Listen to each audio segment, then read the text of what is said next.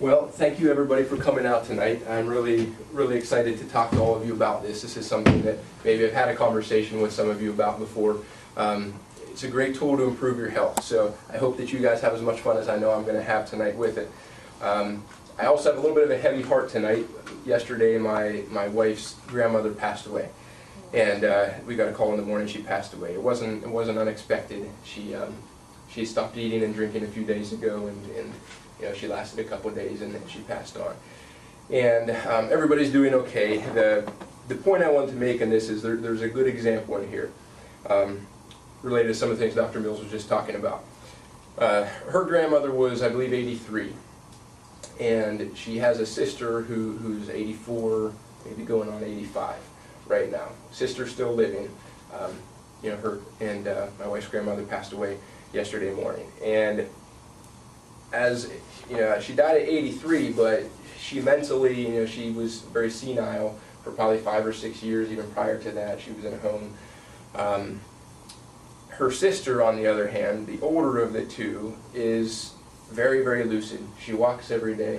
She actually takes women older than herself for like brunch, and they walk and do stuff like that. So you have two people that were born with the same genes practically. I know there's some random variation in there, but they came from the same parents. They're only born a year apart or so. Neither of them smoked or drank. They had, I mean, we would say, as far as the killing yourself type of lifestyle, they didn't do that. Yet one, and the older of the two, is here living an active, you know, rewarding life. She has a sense of purpose. Even though she's been widowed maybe 25 years, she's still out there doing things, trying to help people, be involved with people. And the other one, the younger of the two, you know, was basically having brain atrophy, decay, was not mobile for years prior to dying. What's the difference there? You know, and I know it's maybe oversimplification to look at any one thing, but it's not the genes there. It's some of the choices and some of the way they lived. And what's interesting is the older sister's daughter, you know, so her daughter, who's in her 40s or maybe 50s now, she's a nutritionist, and she always makes sure her mom walks, and if she ever feels bad, she says, you need to walk.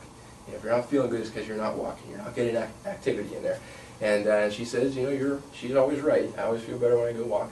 And she eats more healthy foods too, because her daughter's there telling her to eat these things. So it's primarily a lifestyle related issue, and that's what these classes are about. They're about the lifestyle of being healthy, of living a long time.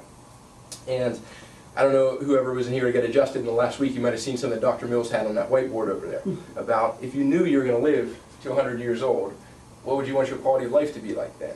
And you know, what do you need to do to have a good quality of life then, right?